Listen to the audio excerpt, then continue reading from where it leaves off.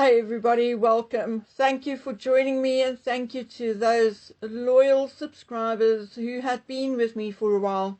Each year or each new year, I start with so many new plans for the channel, but I can honestly tell you that in 2025 I did not get close to even a third of what I wanted to do. In some ways it wasn't a bad year, but in others it was horrific.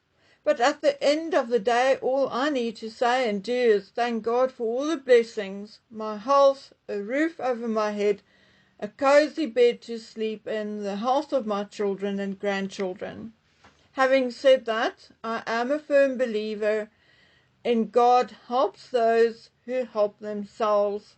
He keeps me up and stroke free, so I can write and speak and earn a living by writing and speaking. And that is how it works, folks. We are all aware as to what is going on in the world, and I'm not negative when I say I think things will get worse before it gets any better. So it is my opinion that 2026 will likely be a year where those of us who do not have money in homes coming from a government or as part of a charity, but who are taking care of themselves, will likely work twice or three times as hard in order to do so.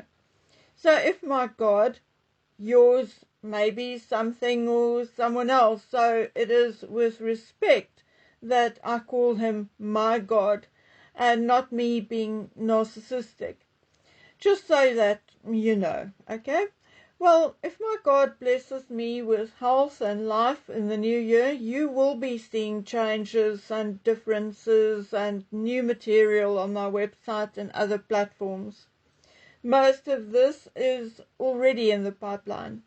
I cannot give exact dates. I am still editing and cutting in other material. But please keep a lookout for announcements in my community tab.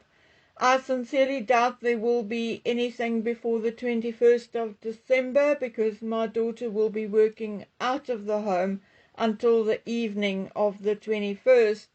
So there will be a bit of help and relief from household and other chores, and thus I will have help and time to finish off some of the projects in the pipeline. Anyway, on to the present and today's video.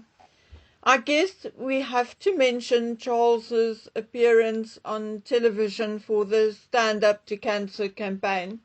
He did not say much, and we did not learn anything new, except that because of early detection, Charles will be able to reduce his treatment in 2026. He still did not disclose what type of cancer he has, nor has he disclosed what type of treatment he is on. I honestly did not expect him to, and did not rush to go listen. It was basically just promoting early detection. So to those who dramatically read all sorts of things into his message are really just looking for attention. Charles is a man of 77 with cancer. It does not matter what type of cancer or what treatment he is on. He would have been better off not having cancer. No shit, Sherlock, you say. Well, that is what I say to all of those who are turning a few words of encouragement and caution into an hour-long drama. Charles is an elderly, sick man, and what type of cancer he has is of lesser or no consequence. To take a break from therapy or to adjust treatment plans are completely normal and does not tell us anything at all, one way or the other. It certainly does not mean that he is cured. Planned breaks in treatment are done for a variety of reasons: to allow bodies to recover from harsh drugs, to manage side effects, to rebuild healthy cells, mental rest, and also to preserve the patient's health in other aspects. Doctors will also adjust doses and treatments and the timing thereof on a regular basis in order to ensure that treatment remains effective and preventing burnout or toxicity. So honestly, other than a really good and honest message to be aware, to listen to your body and to go for screening, should you have any reason, like for instance a family history of cancer, etc., because early detection does give you a better chance of survival. So to all of those who made it about Harry and Meghan again and talk about messages and other shite, it is all hogwash. And talking about that, I spoke to Jay once, ages ago, about all this. Catherine is sending a message to Meghan by wearing this piece of jewelry, or this one is sending a message to that one with a dress or color or whatever. Jay laughed. He really laughed and laughed and laughed. He said, it is such hogwash. At best, Catherine or Anne or Sophie may wear a favourite piece of the Queen's a week before and a week after her birthday, or to some event which has something to do with her in order to honour her.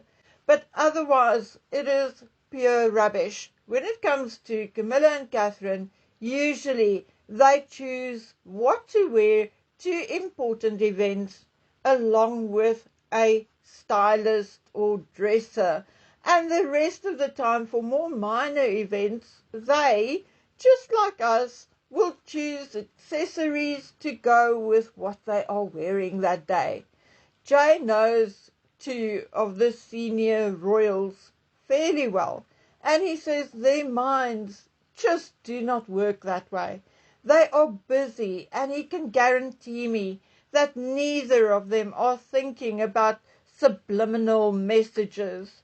They are just not put together like that. Anyway, let's move on. I think it is quite obvious that for the past few months, Meghan has made it clear that she wants to venture towards fashion, makeup and beauty, which incidentally would have been a much better option from day one, as edibles have a sell-by date, and therefore wastage on edibles are greater than, say, on clothing. If an item of clothing does not sell, well, you can always mark it down or rework it into something else. Unfortunately, with food, it is to the landfill it goes. Well, sadly, Meghan's dreams have once again been smashed before it even started. Remember old Meg on the Emma Greedy podcast? Remember how she told Emma that the public seemed to associate her or expected her to get involved in the fashion and beauty industry? Whatever exactly she said, but that is what it came down to. She said something like, it is something that people were asking me to get involved with. Something like that. But poor delusional Megsy. No one seems to agree with her. Nobody. You see, British Vogue just launched a best dressed list. 50 familiar faces whose wardrobe won them a spot includes, as number one, in the eternal influences, ta-da, the Princess of Wales. So what do they say about Catherine? I quote, topping the cultural conversation is the Princess of Wales, whose stylish, heritage-led wardrobe and meticulous approach to dressing have cemented her as one of the nation's most influential fashion forces. Her place on the list is inevitable. Catherine's blend of modern trends and traditions has set a new benchmark for royal style in 2025. Also on the list are people like Alexa Chung, Sienna Miller, Kate Moss, Naomi Campbell, and of course, highlighted and bold, Victoria Beckham. Indeed, 50 women, 50 fashion icons, influencers. One name is, however, nowhere to be seen, not even a not so honourable mention. Nothing. Nada. Zip. Zilch. Imagine, my dears, even after the whole palaver and drama of her appearing at Paris Fashion Week to support Balenciaga, after rearranging her face and walking like the Ice Maiden on stilts, even after her appearance in the pages of Harper's Bazaar, where she looked like a stoned gangster, all of it, even received the journalist at the beauty mogul Victoria Jackson's home. Yes, after all of that, after everything she's been through, Meghan Markle still did not make it to Vogue's top 50. Not top 10 or top 20 or top 30, 40. No. Top 50. She did not make it. The thing is, let's take Catherine. Yes, she's thin. Yes, she's tall. Yes, she has gorgeous skin and dimples when she smiles. So yes, clothes do look good on her. But at the end of the day, it is Catherine herself who draws you in.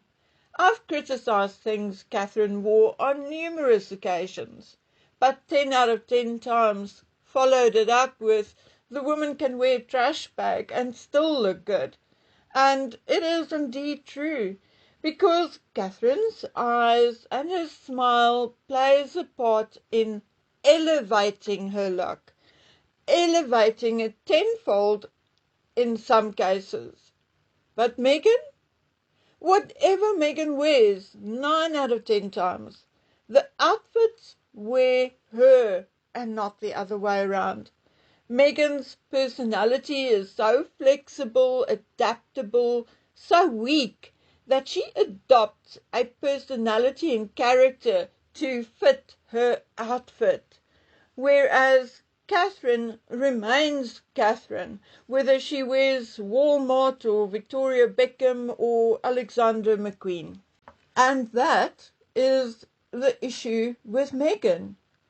Meghan's favourite word is authentic, and I think the word really bothers her because she subconsciously knows that is one thing she is not. I do not know or understand what it is with Meghan, but she's like an alien pretending to be human.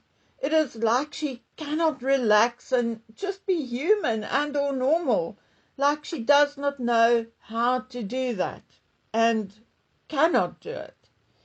Anyway, folks, we had a long power outage here, a visitor yesterday, so I have to delve into my email or DMs and the newspapers, but I'll do so and we'll be back sooner than you will know with some more news and opinions.